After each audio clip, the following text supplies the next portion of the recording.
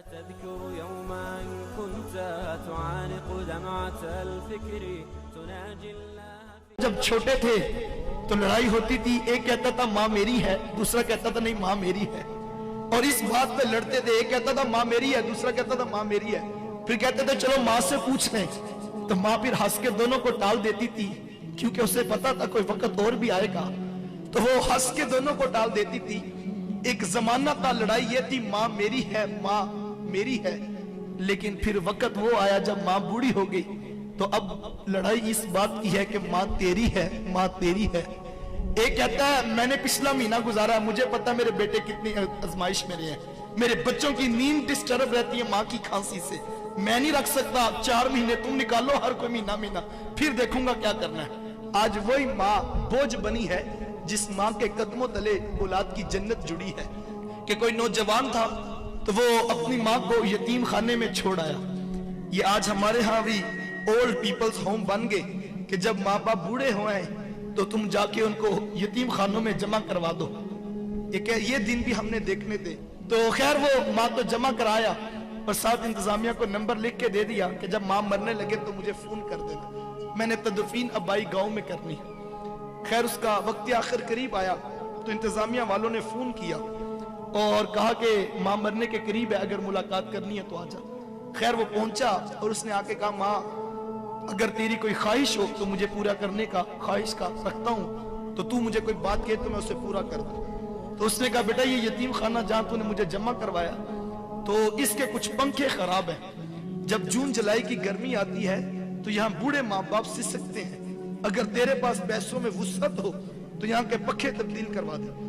تو کہنے لگا کہ ماں اب میں پنکھے تبدیل کروا بھی دوں تو تجھے کیا فائدہ، تو پہلے بتایا ہوتا تو میں تبدیل کروا دیتا، تجھے بھی فائدہ ہو جاتا، اب میں تبدیل کروا بھی دوں تو تجھے کیا فائدہ. اب ماں کی محبت کیا ہوتی ہے. اس نے کہا بیٹا مجھے پنکھے اپنے لیے نہیں چاہیے، میں تو ڈرتی ہوں کل جب تو بوڑھا ہوگا تیری اولاد تجھے یہاں نہ چھوڑ جائے، اور مجھے قبر میں بھی نیند نہیں آئے گی، میرے لال کو گرمی لگ رہی ہے، مجھے پنکھے اپنے لیے نہیں چاہیے، مجھے تو تیرے لیے چاہیے. وہ کوئی بوڑھا باپ تھا نا، تو موبائل اٹھا کے موبائل والے کے پاس چلا گیا اور اسے کہنے لگا بیٹا یہ موبائل ٹھیک کر دو. نوجوان نے موبائل دیکھا تو کہا بابا جی موبائل ٹھیک ہے. اس نے کہا نہیں بیٹا دھیان سے دیکھو یہ موبائل خراب ہے. اس نے پھر دیکھا تو کہا بابا جی موبائل بالکل ٹھیک ہے. دوسری مرتبہ جب بوڑھے کے ہاتھ میں موبائل پکڑایا تو بوڑھے کی آنکھوں میں موٹے موٹے آنسو آ گئے اور اس کی ہچکی بند گئی. اس نے کہا بیٹا اگر یہ موبائل ٹھیک ہے تو اس کے اوپر میرے بیٹے کی کال کیوں نہیں آتی ہے. میں سارا دن کان سے لگا کے بیٹھا رہتا ہوں کہ میرا بیٹا ابھی مجھے کال کرے گا، میرا بیٹا ابھی مجھے کال کرے گا، لیکن اس کے اوپر میرے بیٹے کی کال نہیں آتی ہے. یہ بوڑھے ماں باپ ہیں، مانگنا بری بات ہے، مانگنا نہیں چاہیے، لیکن میں سوچتا ہوں کہ صحیح جب سگنل پہ بریک لگتی ہے، جھکی ہوئی کمر پہ بوڑھا ہاتھ تیرے شیشے کے دروازے کے آگے جب ایسے آتا ہے تو دل میں خیال تو آتا ہے آخر یہ 60 سال کی بھائی ہے، کوئی اس کی بھی اولاد ہوگی، کوئی اس کا بھی بیٹا ہوگا، لیکن یہ آج سڑک پر بیٹھ کر مانگنے پہ مجبور ہے. ماں باپ کیا مانگتے ہیں تم سے؟ نماز ختم ہوتی ہے تو سارے لوگ اٹھ کے گھر چلے جاتے ہیں، ایک 60 سال کا بوڑھا مسجد میں بیٹھا رہتا ہے، اس کو اٹھ کے گھر نہیں جاتا. کیوں؟ اس کو پتا میری گھر میں کس کو ضرورت ہے. وہ مسجد کے قاری صاحب کے پاس بیٹھ کے وقت گزار لیتا ہے، وہ اپنے بیٹوں کے پاس نہیں جاتا. 4 بیٹے بیٹھے ہوں گھر میں کسی بات پہ مشاورت ہو رہی ہو، ہر کوئی آگے بڑھ کے اپنے دل کی رائے دیتا ہے، لیکن ایک بوڑھا باپ ہے جو چپ بیٹھا ہے، وہ نہیں بتاتا اپنے دل کی بات. کیوں؟ اسے پتا میری بات کی کیا حیثیت اور کیا اوقات ہے.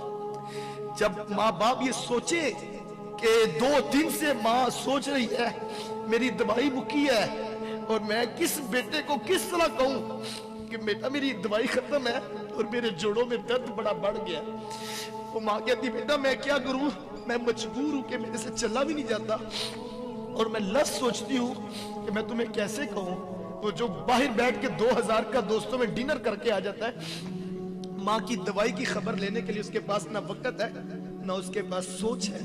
میں نوجوانوں سے کہتا ہوں آج تمہیں برا لگتا ہے، تم کہتے ہو میں نے یہ کرنا ہے، میں نے وہ کرنا ہے، تمہیں ماں باپ کا ٹوکنا برا لگتا ہے. صاحب ایک وقت آئے گا جب گھر سے 4 پائی اٹھ جائے گی، وہ 4 پائی جو تجھے بڑی بری لگتی تھی تو نے اٹھا کے سین میں رکھ دی تھی، میرے بچوں کی नींद डिस्टर्ब होती है, एक वक्त आएगा वो चारपाई जब उठ जाएगी, तू घर में चिराग लेके भी ढूंढेगा, मेरी माँ मुझे मिले, मैं मशवरा करूं, मैं बाप से पूछूं मुझे बता जिंदगी कैसे गुजारूं, मैं क्या करूं। उस वक्त तुझे घर खाने को आएगा, लेकिन उस वक्त का पछताना कोई काम नहीं आएगा। अपने माँ बाप की कदर कर लो।